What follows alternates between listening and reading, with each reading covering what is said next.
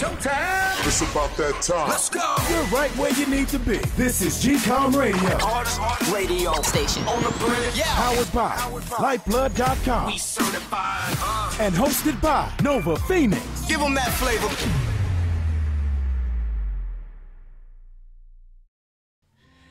Yes, what up,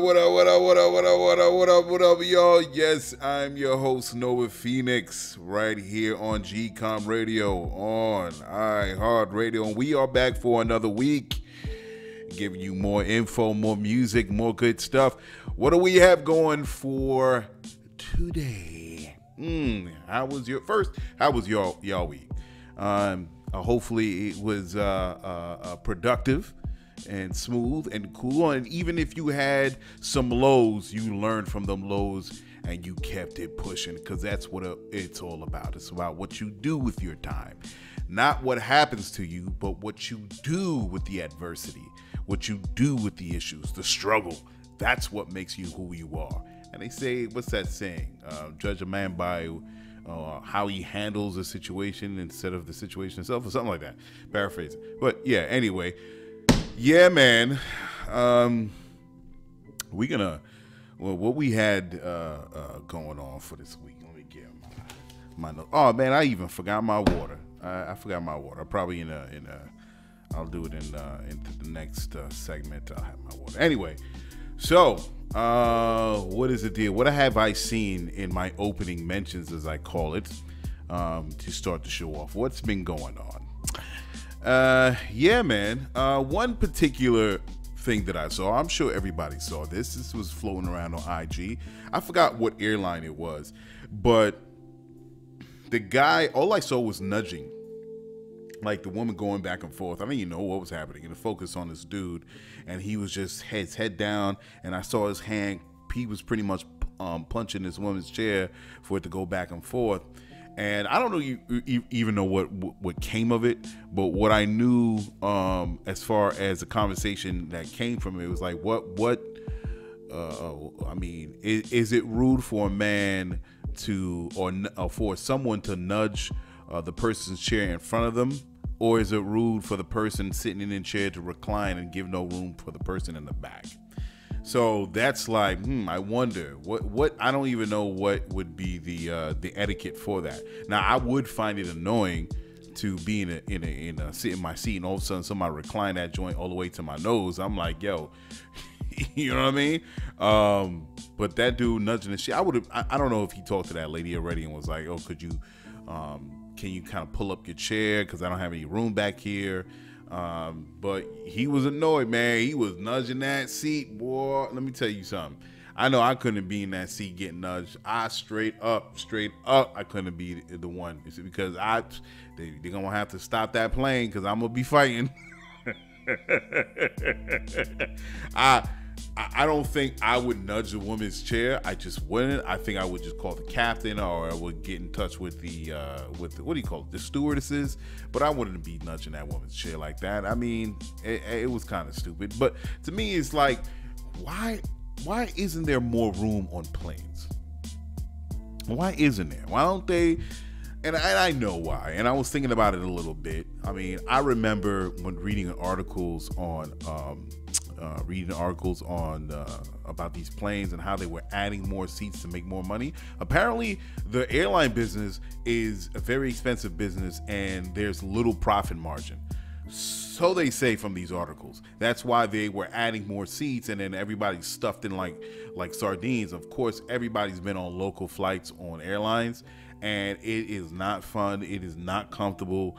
Your knees are to your chest. I hate local flights. I hate them. And my thing is, how come they just don't make the planes bigger and add more legroom? Now, of course, I know there's a lot of politics to that. You know, some of these planes are getting made every 20 years, and then I'm sure there's regulations to that, and but then if you think about it, if they do make planes bigger to add more footroom, this would only encourage the executives at the airline to add more chairs. It's like, wow, it's like, that's an eventuality. You know what I mean? You add more leg room, you're happy. All of a sudden, they're saying, "Oh man, we're not making any money on this. We're just gonna add those seats," and it'll just be, back to back sardine. Like, nah. But there's got to be a solution to the issue here, man. Because I know it's not comfortable, man. Sometimes I just like taking I just like driving. I'd rather drive than taking planes. But that's what it is. I don't know. What do you guys think? The other thing is, read an article. Look out, y'all, for this thing that's happening. And seems like Trump is starting some sort of a SWAT-like military from border officers. I forgot the name of these folk, but pretty much what he's doing is he's getting these SWAT-like military groups. I don't know how many, but he's going to deploy them in sanctuary cities that are not kind of following through with his supposed order to get rid of the criminal, and that this article was saying it, they kept on repeating it, criminal immigrants. That is a problem. That is a problem, y'all. Because, I mean, and they were saying these people are trained in sniper fire and military, dealing with real ornery types down at the border. That's what they were prepared for. That's what they were trained for. But taking these soldiers, and I have to say soldiers because that's what they are, and putting them in sanctuary cities to aid the ICE agents, over the top, and watch out for it. And my thing is, for those that say, "Oh, it's got nothing to do with me, I'm an American born," trust me, immigrants will be the test. He will roll out these as I call them, the new SS. They will roll out these new SS soldiers to raid these homes, trying to find the quote unquote criminal element, and people will stay quiet. Certain people will stay quiet, and guess what? At some point, he's going to say, "Well, if it worked for the immigrants, it'll work for these other folks." It is a scary age that we are coming into. A scary time, what is happening during this administration, where we could literally have, without the letters, without the symbol, an SS type military force that's going to roll out to sanctuary cities to assist ICE agents to corral up immigrants. That is very scary. Very scary. Okay? And we have to do everything in our power to try and stop this disgusting act that's happening to people. What happened to that they say let in immigrants? This is a country of immigrants. This is all the whatever rhetoric that they say, these politicians on the left and right, and then to allow this to go forth, it's disgusting. So I'm with any individuals or groups that will stand by folks that are being accosted, and what's the other word I'm looking for? Folks, on my mind, these words. Any negative word that you could bring up that's going to strike fear into the minds and hearts and lives of people that's just trying to make a living in this country, I'm with it in every way. So that's crazy. Number 3, that I got on my opening mentions. The Batman test footage is out. The Matt Reeves directed The Batman test footage on the suit is out. Robert Pattinson. Now, some people are not all with Robert Pattinson, right? Some people are not, but I'm with it, man. I'm with it, Robert. I know you're a serious actor. You're not just the glitter vampire in that tween movie. I get it. So you did a lot of independent films to trying to shuffle off that imagery. I get it. I'm with it. Not too crazy about the cowl, but I know this is just like almost like Batman Year One. But I'm very excited to see how this comes out. I'm looking forward to it. Matt Reeves is an accomplished director. He did the Planet of the Apes movies, the recent ones, and he did a fantastic job. And I'm with it all the way because I know it's in good hands. The Batman is in good hands. Robert Pattinson is a little small to me, you know what I mean, a little scrawny. So I don't know how he's going to, be imposing on criminals. he's like 140 pounds, but we'll see. It's his, year one. Maybe he'll bulk up. I don't know. Who knows? But I'm looking forward to how that goes. And lastly, this Jussie Smollett story. So as everybody knows by now, Jussie Smollett is being indicted again for staging the fake attacks in Chicago. And all I can think of, why are y'all moving forward with this? What is going on? This is not that, oh my God, this is stupid. This is ridiculous. All right. I mean, there have been plenty of cases, false calls that were made to police on situations that never happened. And nothing ever happens to these people. They walk away, oh, it was a fake story, and then life goes on. And then I hear this story talking about Jussie Smollett is being indicted again. Let it go. All right, let it go. It's not that serious. Nobody got hurt. Nobody got sent to jail. Nothing. He did it to himself. It was an idiotic move. He got chastised by his the artist community in Hollywood, or whatever you want to call it, in TV land. He got the business from even his fan followers and people across America. What more do you want?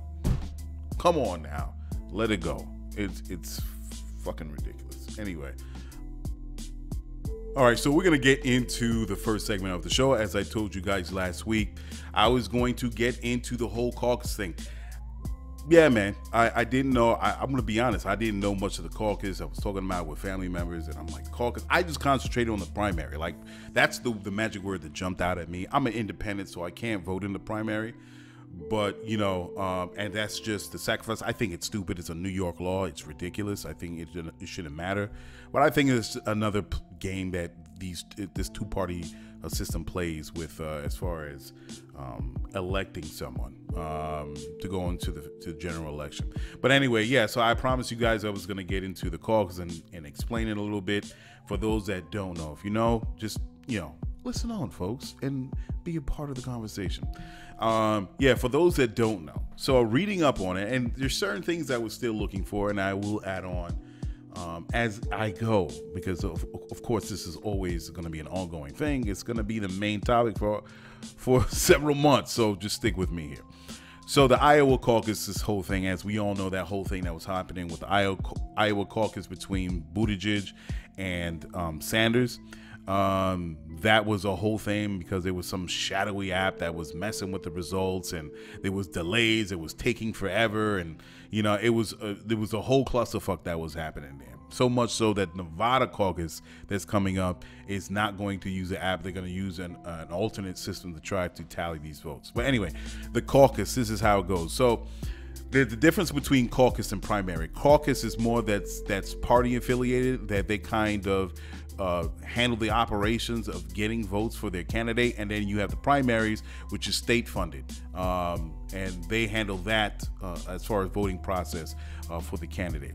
So the caucus in Iowa that's happening, it starts out in a group of people that supports their candidate choice, saying the Republicans have a different system, by the way. This is something that's strictly with the Democratic Party, and why there isn't some a system that is statewide in all 50 states that are the same for both parties. I don't know why. This is how it works. So you have a bunch of people where they gather up to talk about their candidate and discuss different issues and such and so forth. And it could be, these things could take place in a school, someone's house, at a church, wherever they decide to have it. So these group of people get together and they break up into groups. Say there are 4 candidates. They break up into 4 groups. Now, depending on the numbers, you have to at least be 15% of minimum as far as numbers of the entire group, of all the groups combined, to be as they say viable. If you're below 15%, you're non-viable. You can't really support the candidate of your choice. If you're below that 15%, then the other larger groups, say candidate A group and candidate B group, will try to kind of, convince you to come on their side, to join their ranks and support the candidate of their choice. So of course, let's say everything works out, and as long as you're at 15% and above, now everybody can go forth and put their vote in. You put in a vote for your delegates. The delegates represent you, and they're pledged delegates. Pledged delegates are pledged to the candidate that they will support. So if you have someone who's going to support Bernie, they're going for Bernie all the way. Now, they do say that on paper that they are pledged, they have to go for the candidate of their choice. But again, there's no checks and balances. How do you ensure that they're going to vote for their group? And the other thing is, who are these delegates? I still, in my research, was trying to figure out, okay, so who are the delegates? They're the voters, and then they're voting for the delegates, but who are these people? So I'm still trying to figure that out, and I will figure it out as I go. We got a lot of time ahead of us, folks. So, all right. So once all these groups have the proper number, they're above the 15%, they put in their vote for their delegates, and the delegates are proportional to the votes that go in for that specific candidate. All right. Now, again, as I said, the Republicans are separate, and I'll get to them in a minute. So once you get those delegates, then they go forth. Pretty simple, right? And support the president or the candidate, right? Hold on a second. So let me get the Republicans. Republicans are not the same as the Democrats. They just go in, they do a private vote, and it's a winner take all. So if you have 4 candidates and candidate A gets the most votes, then they get all the delegates, right? Now, it could be different. Sometimes they could run like a Democratic caucus, but it depends on the state they're in. I think that's so much simpler, but whatever. It is what it is. So that's how the Republicans deal with it. Now, here is where it gets kind of funny. Here where it gets kind of funny. So I'm thinking that's it, right? All right, so they get the delegates, they move forth, and they vote for the candidate, right? In the DNC. No, it doesn't. No. So, so in the first initial round, those voters get those delegates. Now, there are 4 stages to the delegates in this voting process. So those delegates that are selected will go to a county convention that will then select delegates in the county. And then after that county, from those select delegates, they go off and go to the district convention to select the district delegates. And once those district delegates are selected, they go forward to the state convention, and then they vote for the state delegates, which in turn, they go forth to the DNC, the Democratic National Convention, to do the main vote. All right, that's crazy. That is super fucking crazy. I'm like, wait a second. You mean to tell me, you mean there's just not one round of votes, that's it, for all the precincts in Iowa, just do boom, all right, off to the races. Why is this process so convoluted? Why are we having county, district, state, then off to the DNC? That is madness. That is madness. Now, they say the whole reason for this has been going on for a while. I think the caucus started in like the 19th century. And then pretty much say by 1970, because in the 19th century, it was like the state that was selecting delegates for the president. But say by, like 1968, there was something that happened in 1968 where the DNC was in a uproar. I mean, it was like protesting, like major, violence, people got hurt.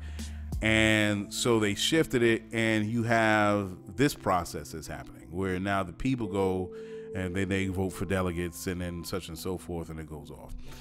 So, and this whole thing was kind of like bigged up, say by, I think, 1970 when Carter was running. And why the Iowa caucus is so famous and you see it on TV is because Carter, who was running as the Democrat candidate, He was canvassing Iowa, talking with the people. Nobody knew whose Carter was, nothing. The other candidates is like, whatever. So when that vote happened, Carter won in a landslide. And of course, they say with the Iowa caucus, because it's the first caucus to the presidential election, then that place is going to get the most news coverage, which in turn will you get the most money because, you know, your face is all over the place. And it's kind of built up since then. So now it's been like this for forever. All right, so before we get into the next part of the thing, I'm just going to go into the music because I think we're running a little over. And I'll continue on with the other part of the process. All right, so our first song of the show will be Arthur Hils, man. Arthur Hils. And he has a song called The More I Love You. He definitely has a pop sound to him.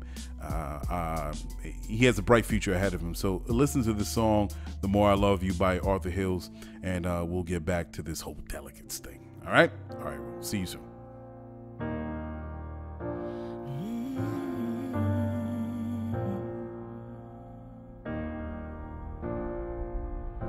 Just close your eyes, you will see the light.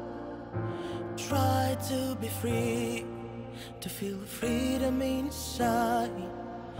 I see the questions in your eyes, I know it's lingering on your mind, but you can be sure I know my part, my part. Ooh, everything I can, I'll do. Ooh, I'll make your dreams come true. Ooh, we will keep our memories. I know the way I feel for you. It's now or never, the more I love you.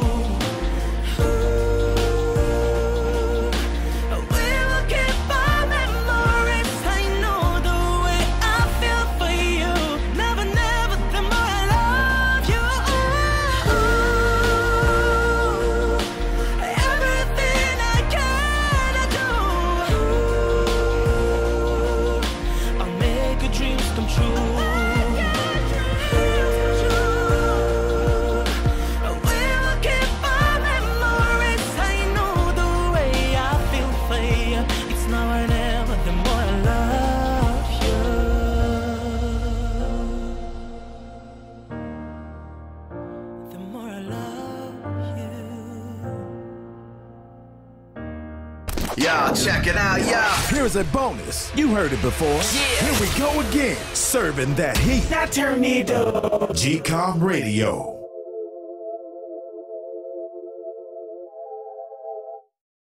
Kicking it, kicking it, kicking it, kicking it, kicking it, kicking it, kicking it.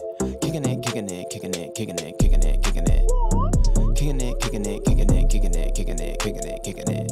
Kicking it, kicking it, kicking it, kicking it, kicking it, kicking it. Kicking it, kicking it, kicking it, kicking it, kicking it, kicking it, kicking it. Kicking it, kicking it, kicking it, kicking it, kicking it, kicking it. Kicking it, kicking it, kicking it, kicking it, kicking it, kicking it, kicking it. Kicking it, kicking it, kicking it, kicking it, kicking it, kicking it.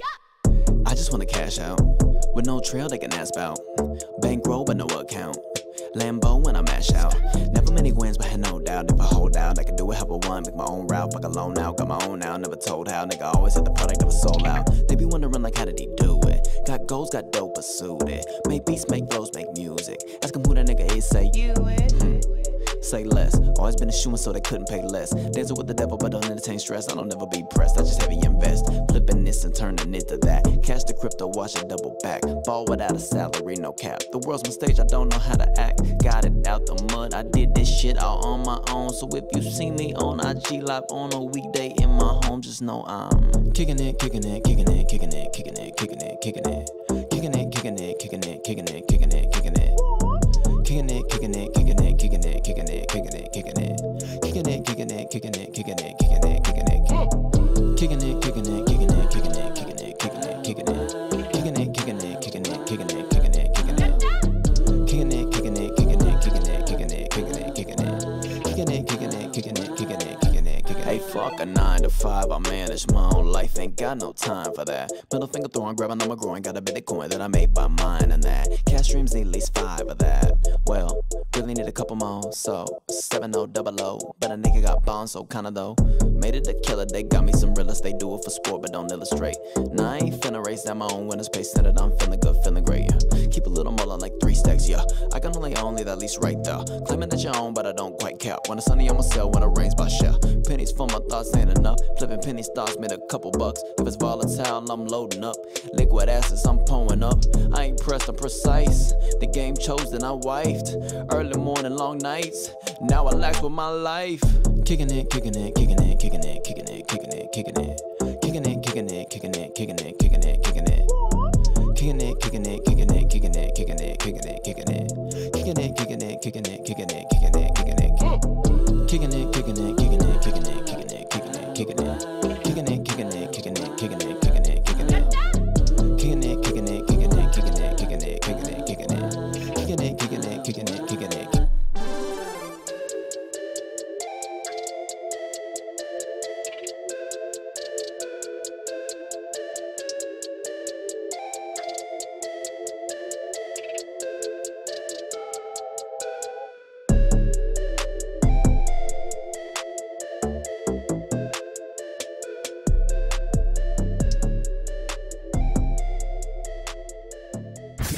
Sounding off around the world.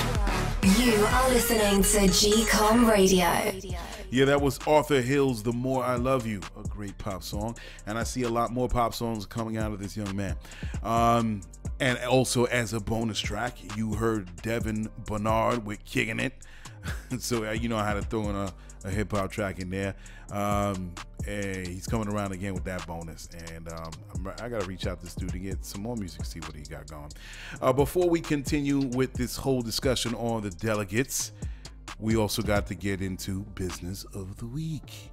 Let's see this one. Ladies and gentlemen, Bringing you the business of the week and its innovative founders. It's what you've been waiting for. What comes to mind when you think of a wedding, a ball, a special event of extravagance?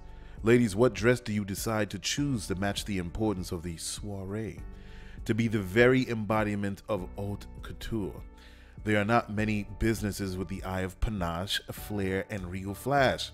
And when you do decide, know that you will get a display of fabric that can only come from a sharp eye. This eye is from Daughters of Nanyelem Atelier, the business being named after the founder Pamela Manuel's mother, while also honoring her West African heritage. Daughters of Nanyelem have dressed public figures for their own special events. With a staff of women designers equipped with a library of fabrics, color palettes, and embroidery to choose from, they can create something to the liking of their customers, as well as crafting something unique from a customer's ideas themselves. Daughter of Nanyelem, as she says, You are born to reign. Dress like it.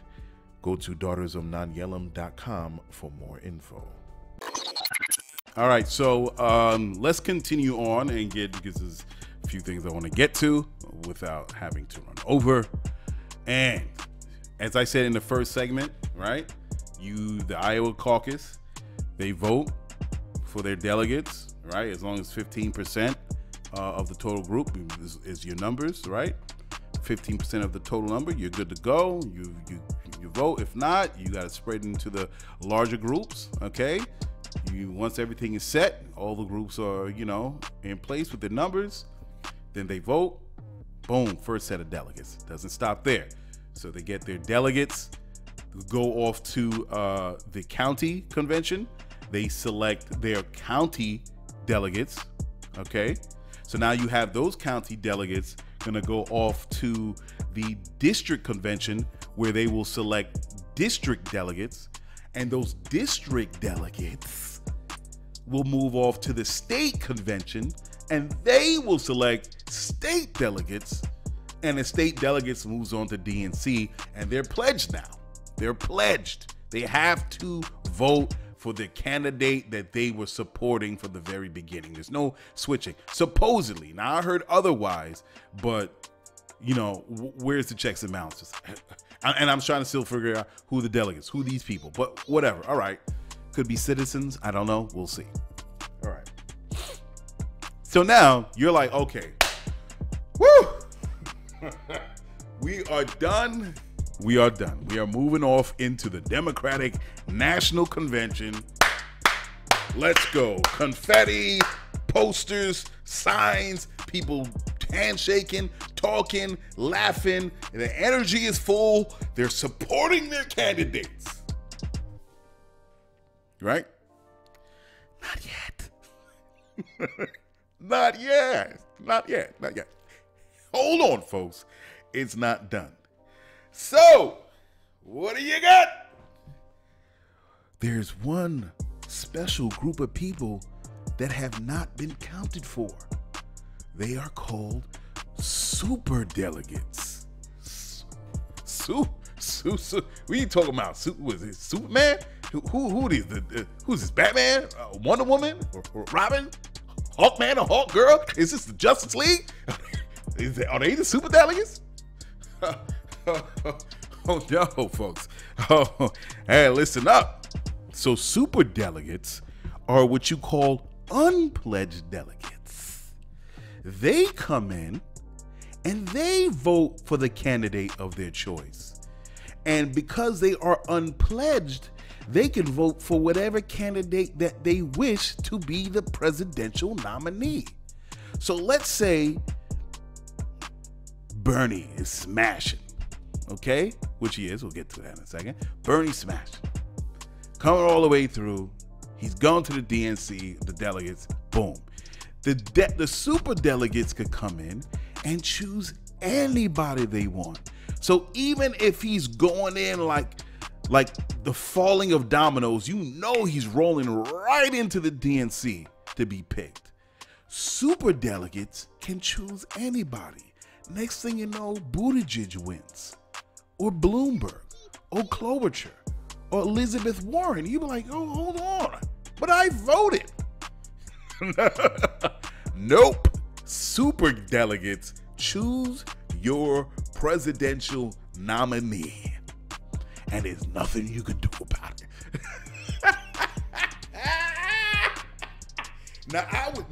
I'm laughing, but then I'm also like, what? Reading up on this, and I'm just surprised. Like, this has been going on for 40, 50 years? This has been going on for this long? But wait a second, how come? And then I got to think, I'm like, oh, okay, wait a second. Because, this news is what it is. They're not going to give you all the information. They're going to only give you information that they feel you need to know. But now in this digital age and all these alternate sources of information and YouTube and podcasts and all these other things, they will say what they need to say. So I'm telling y'all, you have super delegates that are unpledged now. Mind you, unpledged, they could come in and vote for anyone. So all that sweat, all those long conversations and discussing issues and long hours and stinky, sweaty bodies. Well, I can't say stinky, sweaty bodies because it's the winter, but you know what I mean. People are arguing, and the whole thing that was happening in Iowa, people were like, no, this is crazy. This is a travesty. What's happening? It still doesn't matter, because then you will have super delegates that will be selected out of nowhere, not by the people, at the DNC, and they could pick whoever they want. Now, who are the super delegates? Because I didn't find out who the delegates are. I'm assuming they're citizens, right? But I still don't know on paper. I'm trying to find it, like, who are these delegates? I know the voters, but I don't know the delegates. But now the super delegates I found. The super delegates, mind you, listen up, are U.S. representatives, senators, governors, lobbyists, mayors, and other high-ranking party officials. Hold up. Stop the presses. Hold on a second. You mean to tell me that the very people that U.S. citizens are protesting about, that are beefing, that are tearing, that are grating their teeth on, are the very people that is voting for the candidates in the DNC? What? And they're unpledged, they can vote for anybody? So you mean, okay, back up.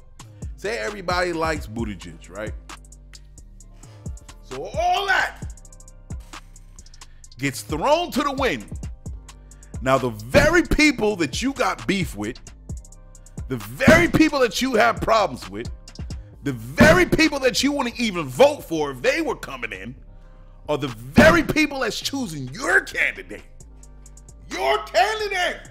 Your candidate as presidential nominee. Interesting.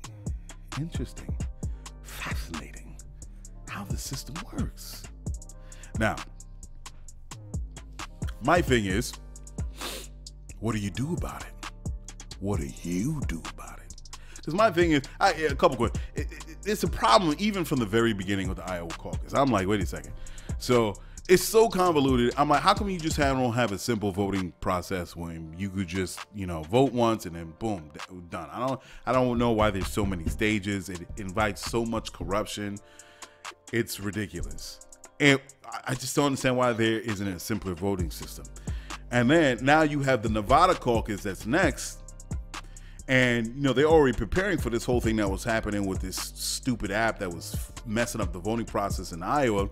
And they're taking their steps in Nevada to make sure that that doesn't happen over there. They're going to use some web-based system, tally system, whatever the case may be.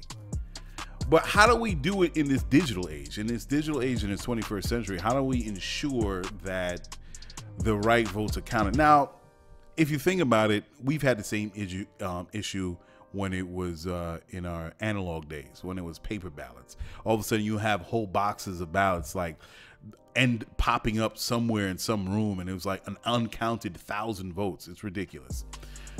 But it's so much easier. It's so much easier when it's done digital. You could just get a hacker, you could type a little bit, boom, boom, those numbers change. When you had 20,000 votes for Buttigieg, all of a sudden you're gonna get 10,000 votes, or whatever the case, whatever Democratic candidate that's running. And these super delegates are a problem, man. They're a problem. They are a problem. Now, I already have my theory on why these super delegates came into play. This is my thing. It's only a theory. My Republicans are going to be Republicans. They already know their stance. They're taking their stance. They're voting it straight. Now, the Democrats, on the other hand, the Democrats involve everyone. The Democrats involve short, tall, fat, slim, black, brown, yellow. Everyone's in there along with the white vote. I Again, this is my theory. Now, the only way that you make sure that the voting populace doesn't get what they want is that you insert a process that kind of throws a monkey wrench in the works. So you think you may be getting candidate A, and then the establishment says, oh, no. Candidate C is your choice. So that's my theory. How else do you control how the system runs and it doesn't work against you by what the masses want, but by inserting this additional process and making them unpledged? And then you find out they're mayors and lobbyists. That's the thing. That's what we are against, the lobbyists. When you were trying to get money out of politics. So then, wait a second. I don't like lobbyists, and yet lobbyists are choosing. Oh my God. So you see where the problem is. And I think personally, Bloomberg is a plant. He's always been a Republican, and all of a sudden, he's a Democrat, running as a Democrat. Which I'm like, what? Huh? He's running as a Democrat. He's always, because Republicans have always been prototypical, like rich guys, and they're against abortion, all these things, whatever. But he's a prototypical Republican. All of a sudden, he's like, no, I'm an independent. No, I'm a Democrat. And I'm like, wait a second. The only way Bloomberg would run it, and then he came so late in the game, and he's showering people with money. I don't know his stance. I don't know his platform. The only thing I know that he's defending stop and frisk when he was mayor of New York City. But he's showering everybody with money to kind of come get in on the business. And I just don't, I'm like, huh? What's going on here? I just don't see it. To me, it just splits the Democratic vote. It splits the Democratic vote, but it also makes people lose steam on voting for the Democrat that they want. Because if Bloomberg ends up being the Democratic nominee, there's a lot of people that don't support Bloomberg that are not going to come to vote. The millennials, the working class, the POCs that have problem with his policies in New York and how everyone knows what's been happening in every state. What a better way to make sure that Trump wins. But who knows? We don't know what the conversation is behind closed door. They could see the coming trend of Bernie or whatever candidate that they don't like, and they're like, oh my! And I'm talking about both sides, Democrats and Republicans, and they go like, oh man, this guy's gonna, or this lady's gonna come in mad. We don't need this happen. Listen, we need somebody to run. Hey, Mike, could you do that for us? Just go in there and run. Just it's like a kid coming in and knocking down all the freaking blocks. And that's essentially what Bloomberg is doing, where you can split the vote, or you can make the Democratic voters lose steam and not want to vote, and then that is people get what they want. The establishment, they get Trump, and they hate Trump. Trust me, they don't like it. He talks a lot of shit and he fucks up a lot of shit, but at the same time, he's still one of them. He's gonna make the money. You know what I mean? So I just don't. I don't know. To me, it's a chess game. It ain't checkers. It just didn't make sense to me how Bloomberg was just jumping in out of nowhere, and now he's spending like $200 million on the marketing campaign and all that. I'm like, huh, what? So yeah, this has been going on for a while as far as the caucus is concerned, and I think there needs to be an adjustment. And then it goes into primaries. Ah, man, it's just crazy. And I had my own feelings about even the electoral college. That right there, I mean, it's worked before. Remember how Gore lost to even on that level, Gore lost to Bush Jr. And Hillary, and I don't support Hillary whatsoever, but Hillary lost to Trump. Technically, she won the popular vote, but she lost the electoral college, which made Trump win. So here it is where the people are voting for who they want to vote for, whether we like them or not. But then all of a sudden, it takes a left turn. All of a sudden, well, this is the winner. I'm like, and everybody's like, what? I remember when Bush came in that first time. He was doing that walk, that winning. I guess he was walking in after his win, and people were tossing shit at him. Tossing tomatoes and eggs and all types of things, and they had to rush him through in the presidential limo, and like people were not feeling it. people were not feeling it. I saw it on the news. I remember watching it on TV and people being interviewed. They did not like what was happening. Here it is. Yeah, I guess certain people are protecting their interests. Interesting, folks. Go with that information how you want to go with, and I'll try to figure out who delegates are, and I will keep up on this as show goes, as you know, this whole presidential campaign continues, and talk to you guys honestly about, you know, how I see things. I may not be right, I may not have all the information, but that's all good. We're working this out. I'm right along with you guys, making sure that this process is as democratic as these politicians say it is. And one person, one vote, right? And that's what it's about. And this is what makes, quote unquote, America the best country in the world, and how we're different from all the other countries. So, yeah, man, that's something. All right, so we're going to go into the next song. What do we got here? We're going to go into Tylan. Tylan, Feel This Way. He's from Brandywine, Maryland.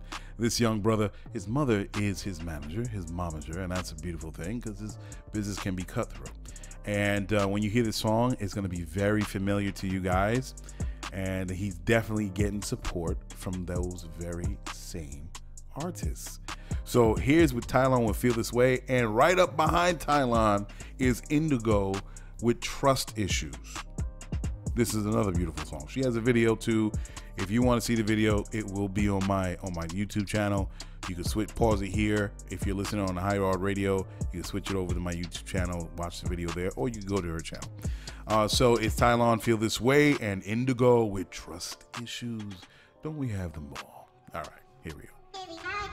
Never really felt love before. No. Never really felt no heartbreak neither till you walked out the door. Oh. You had me screaming, please come back, baby, until my throat was sore. Ooh. I don't wanna hang with my boys and play ball. I just wanna chill at the crib till you call. If it ain't true, it's nothing at all. Cause all I do is think of baby, no matter how hard I fight it, I can't deny it. No. Baby, I can't get you off my mind. I think of you all the time. If it isn't love, why do I feel this way? Why does she stay on my mind? And if it isn't love, why does it hurt so bad? Make me feel so sad inside. Ooh, a GCOM exclusive. But I apologize 1,000 times for whatever it is. Whatever it is, yeah. Cause I really miss my friend. You, girl. And I would do almost anything to get you back again.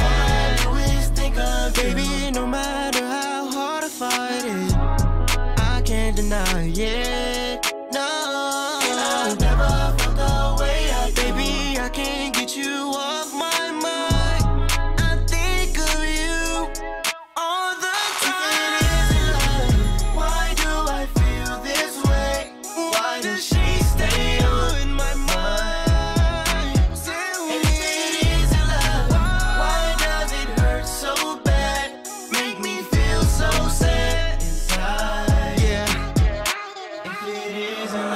Hurts with any heartbreak. Got me reminiscing like it's 88. Two-way pages to FaceTime. House party, slow grinding to the baseline. You call it and you call her again. Every time you think about it, you grin. Smile in the same way that I do when I'm holding my twins. And when she gone, you be like, where she is? Y'all got mad pictures on the gram. Y'all be at the mall holding hands. But it seems no one understands. And they say you too young for love, right? It's just new. And soon you be done, right? But you like chill. All hugged up to Bryce Till. Looking like baby, we made it like Mike Will. If everybody shade on your shine, you can't grow. Take it from me, DeVoe. I know. Why do I feel this way? Why does she stay on my mind? And if it isn't love, why does it hurt so bad? Make me feel so sad inside. If it isn't love, why do I feel this way?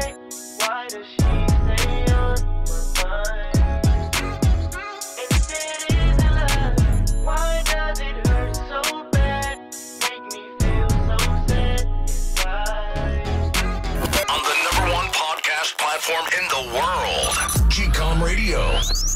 iHeartRadio.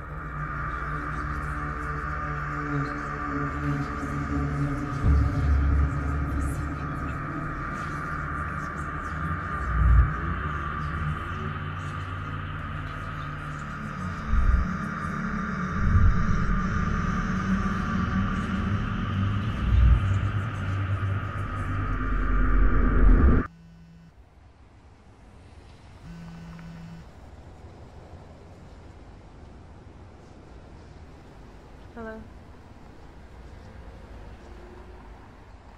This nigga know I got trust issues. He know that. I'ma hit you back.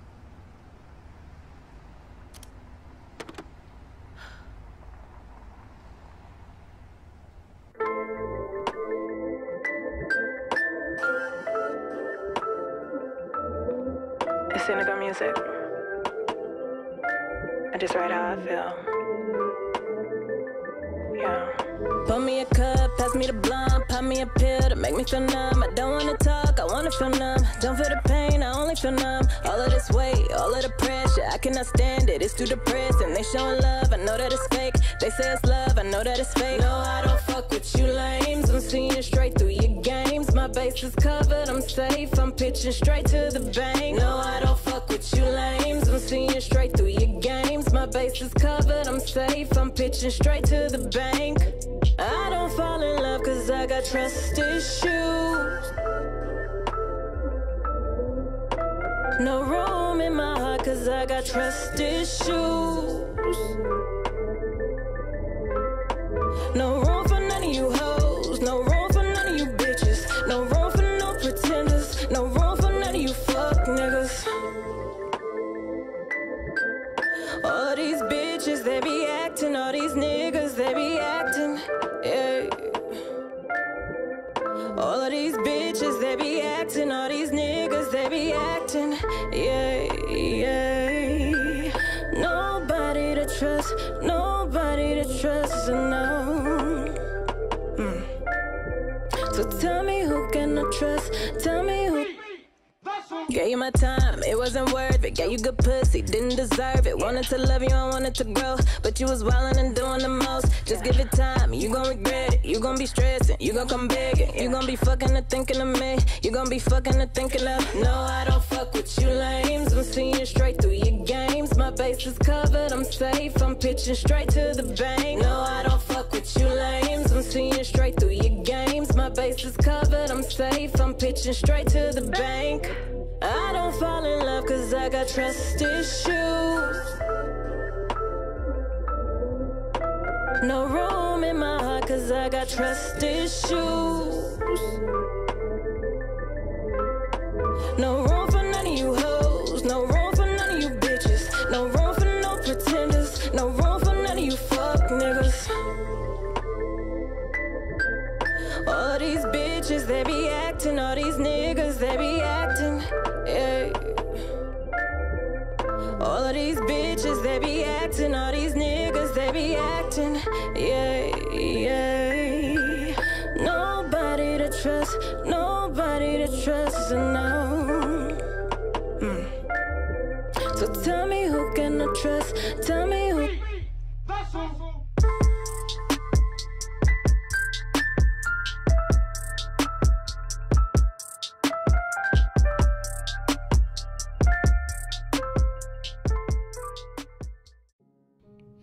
Yeah, man, that was Tylan with Feel This Way and Indago with Trust Issues. Yeah, you always know. And one artist I have to give it up to, Indago. I had her in the email for a while, and sometimes my apologies if I reach out to you guys, your music doesn't get on right away. But sometimes I have a whole list of other artists that's kind of like in the queue, you know what I mean? I have to get to them before I play you guys, and then I play for other people, and they're saying I'm not so sure, boom, boom, boom, why don't you play this song? So sometimes it's not like you get on right away as soon as I reach out to you guys. But yeah, Indago is an artist that I reached out to before, and yeah, Trust Issues is here. So big ups to her, and much support for her career. Before we continue into this segment, you know what we got to do. We got to get into the news you need to know. All right, here it is. Ladies and gentlemen, Around the world and right in your neighborhood, it's the news you need to know. An astrophysicist has an idea on time travel. Time travel is well versed in the movies, and many dream of making it a real thing in the real world. One scientist may have the right idea to build such a thing. Let me introduce 74-year-old astrophysicist Ron Mallett, PhD, a tenured professor at the University of Connecticut, has a general idea of how to create a time machine. Interviewed on CNN, Dr. Mallett says that he developed a scientific equation to travel back in time. Theoretically, of course. Based on Albert Einstein's theory of relativity, manipulating gravity really means manipulating space. Furthermore, if you affect space, you also essentially affect time. It's why you hear it called space-time in the movies. If you can twist and bend time into a loop, you can, in theory, travel forward in time and back. Dr. Mallett states further the use of lasers could be the key. He created a prototype showing how a circular beam of light can control space and time. It was inspired by his use of lasers on jet engines in his career. This circulating ring would generate a gravitational field that could be used to build an actual time machine. It's all visualized through his theoretical equation, of course. It turns out a major production studio bought the rights to his story to expand on the idea on the big screen. We'll see how far this all looks in the next major time machine movie. Antarctica's temperature at a record high. Antarctica has been recorded at a high of 20 degrees Celsius, 69 degrees Fahrenheit. Even though this data is not part of a larger study as an indicator of a climate trend, overall Antarctica has climbed 3 degrees Celsius over the past 50 years, according to the WMO, World Meteorological Organization. During those decades, 87% of the glaciers in the area has receded. The most impacted is the peninsula and surrounding islands, which gives the indication of how the rest of the region will be affected. As part of Brazil's Terrantar project studying 23 sites on Antarctica, Brazilian scientist Carlos Schaefer says, quote, "We are seeing the warming trend in many of the sites we are monitoring, but we have never seen anything like this," he said. He continues, "It is important to have sentinel areas like the South Shetlands and the Antarctic Peninsula because they can anticipate the developments that will happen in the future, the near future." And that is the news you need to know. Yeah, so we're back here. For the third segment. So folks, I'm thinking about getting a bike, a motorbike that is. I just feel it. Sometimes I get so jealous when I'm sitting in traffic and all I see these cars, these motorbikes going by, white lining it all the way to their destination. And I'm like, God damn, I wish I was on a bike. And I think bikes are cool. I never had a chance. So I'm kind of split between the two. I'm like, should I get a bike? It'll be cool. But then I think about the dangers of a bike. So I'm not going to get a crotch rocket. I'm not going to get one of those crotch rockets.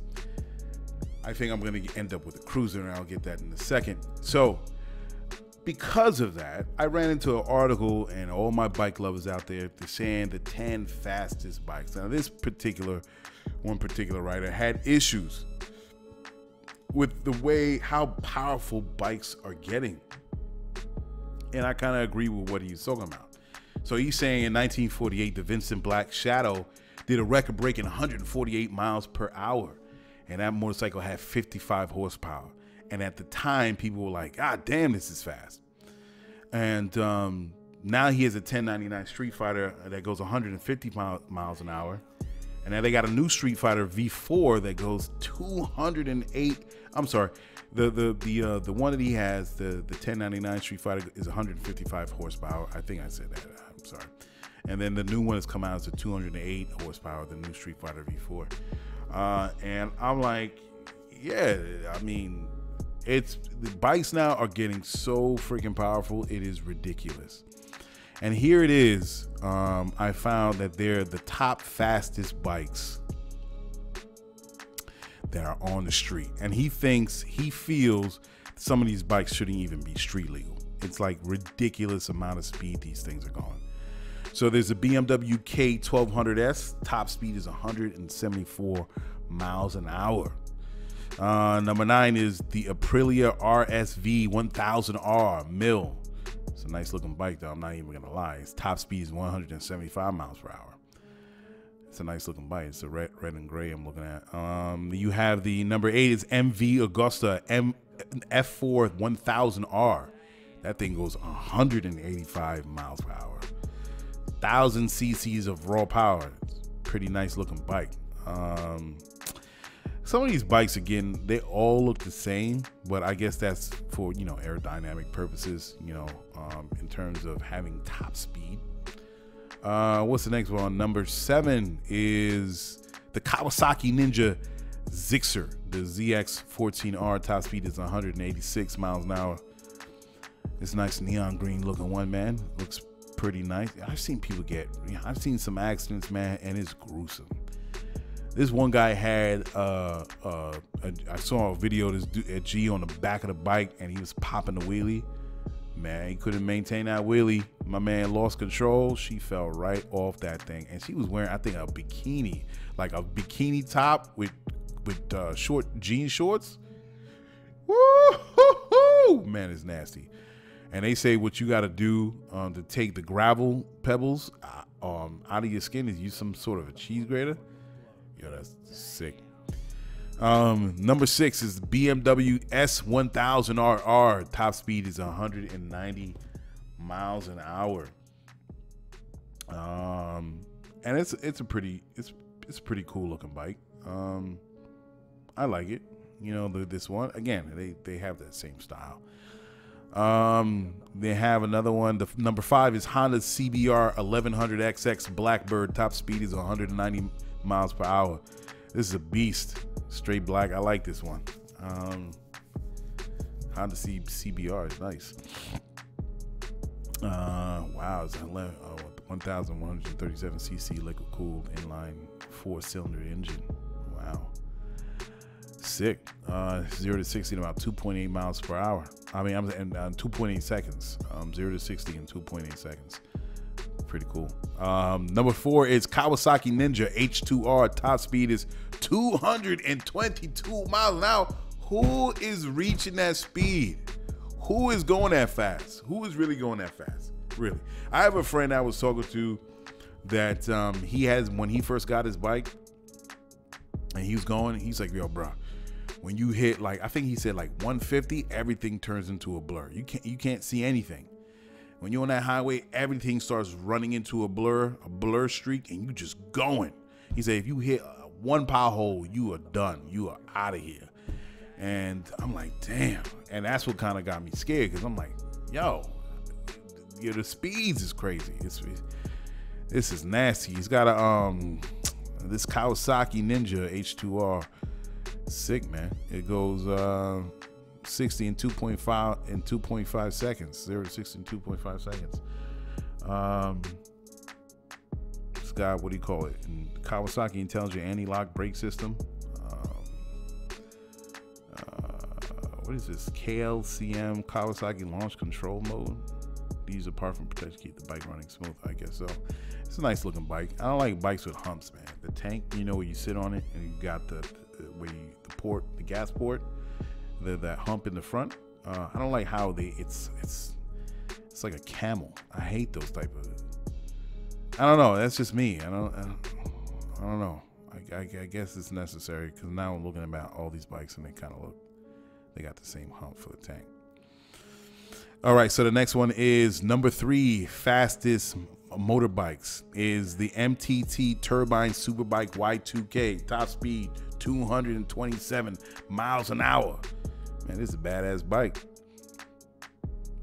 This is what I like. Now there's not a hump on this one. This is a sport yellow, very sleek. 0 to 60 in 2.5 seconds. Very nice. The MTT Turbine Superbike Y2K hits a max of 320 horsepower at 52,000 RPMs. Sick. I like this. It's nice. It looks nice. I like it. Number 2, Suzuki Hayabusa. Whoa. Top speed is 200. That's what I say. Look, these bikes are going at the fast, bro. I mean, it's fast as some of your top-notch cars. Like, how do you protect yourself or ensure if you're going at least 200, 220 miles an hour that you're not going to come out a crumpled heap of flesh if you get into an accident? 248 miles per hour at the top speed. That is nuts. It's a nice looking bike. It's nuts. It's a beautiful bike. I see the guy leaning in on it. Nice, very nice. Of course, the last one is, this is more of a concept bike. This is, a double wheeled on the front and back. It looks like some sort of a steampunk type futuristic bike. It's the Dodge Tomahawk. Top speed is 350 miles an hour. Sick. 8.3 liter V10 Dodge Viper. What was that? Also is the same engine. Oh, the same engine that's in this is from the 8.3 liter V10 Dodge Viper SRT10. That's how fucking sick this car is. 0 to 60 in 1.75 to 2.5 seconds. This is ridiculous. That's 500 horsepower. Sick. So I'm not doing any of these things. I'm a punk, bro. I'm a punk. I'm gonna give me I was looking at this cruiser, this Harley Davidson cruiser. It's the 2020 FXDR 114. I thought it was a cool look, nice. I don't need to go super fast. I'm not trying to go back in time. I'm just trying to cruise from point A to point B. I think the Harley Davidson, this model FXDR is just right. I like how the piping comes out, the color coordination. It's a very simple bike. I'm going to test drive it. I have a neighbor of mine that's going to go with me to Harley Davidson to test out this bike. And that's all I want, man. I don't need for it to be, super fast. Even though he says he's more skilled in the Harley Davidson models, and he says this one that I picked is built for speed. You don't have the speed in it, but it does have muscle under in the engine for you to kind of kick off. It says the specs on this thing is let me see here. The engine torque is 119 foot-pounds. Engine torque RPMs 3,500. 46 miles per gallon. It doesn't say the horsepower, but there is a horsepower torque calculator. There's a specific equation that you can use if you put in the what do you call it? You put in the torque foot-pounds and the RPMs. There's this calculation that'll get you the horsepower out of that. So it's like 79.3 horsepower. Pretty fast compared to the other ones on the low end. Pretty decent, and it's cool with me, man. If I could just rock with this FXDR, and it's about $19,000, you get it as low as $267 a month. I think it's cool, man. I love the off-white and dark gray color. It looks like with it looks like a brown, looks like a brown stripe on the gasoline tank, and it's like a tan colored on the pipe itself.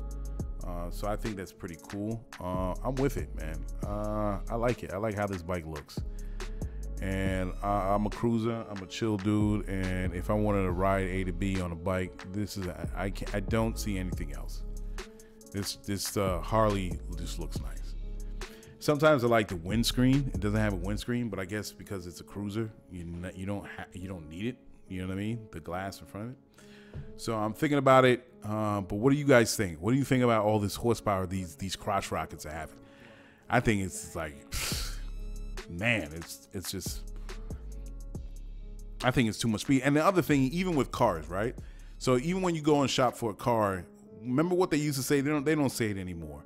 But I remember one of the selling points when they would do with cars. That's when they were doing commercials, I guess, heavy. I don't even see car commercials like that.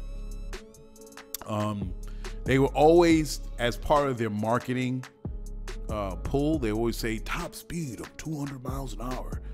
200 miles an hour, this particular model. And I'm like, yeah. But then you can't even, when are you going 200 miles an hour in a car? When? You tell me. When are you ever going to hit even close to 200 miles an hour? All right. In the city, you got a top limit of 25 miles an hour on street roads in the city, or else you gonna get a ticket. Some 30 miles an hour, you gonna get a ticket. You ain't going no 100 miles an hour. So now let's say you hit the highway, you on a belt, you can't even. There's certain roads you can't even hit 60 miles an hour because of the traffic. So where are you going to reach the top speed of 200 miles an hour in some of these cars? Where? So you hit the Jersey Turnpike, all right? And then if you hit it, which I have many years ago in my younger years, I was hitting like 120, and that's not even fast, on the straightaway. I was hitting like 120, boom. I used to work up north, and I had to go to the office, and then I'm like, damn, man, I had to go way up north. I was working in, what county was it? It was Middletown, upstate New York, if I got that right. And damn, I would have to do some work there, and then I would come back home. Man, I was doing like $120 on my way home. I could have got pulled over. I was trying to beat traffic. I was trying to get home fast. So I was just going at it. Oh, I got a message. Yeah, I was going at it. And yeah, but eventually I slowed down. I'm not going on the straightaway for about 60 seconds, and that's it.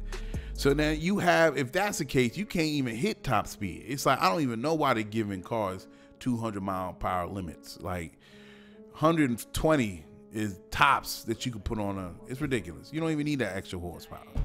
You're not ever going to use it. So it's the same thing with bikes. They're making bikes extremely powerful, where you could, I'm telling you, it's like you're almost splitting time and space with the amount of power they're putting in these bikes.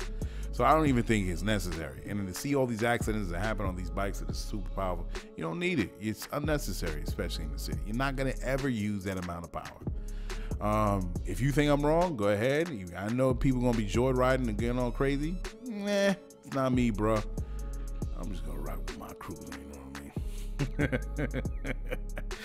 I mean? Yeah, so all right. So I'm going to roll up out of here. I appreciate you guys listening to me. Hopefully what I gave the information to you, as far as how this caucus primary thing goes, helps you along your way, gives you more clarity in this whole political voting process. I also hope it gets you angry and gets you curious that there are holes in the system.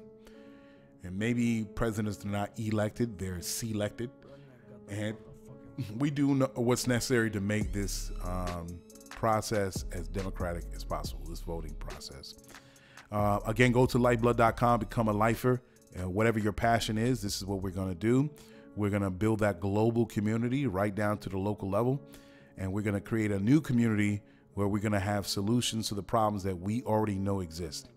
And we're going to build out a community, and whether it starts in a county or state or a country, we're going to build a new society into the 21st century by what we do, just by what we want to do, our passions.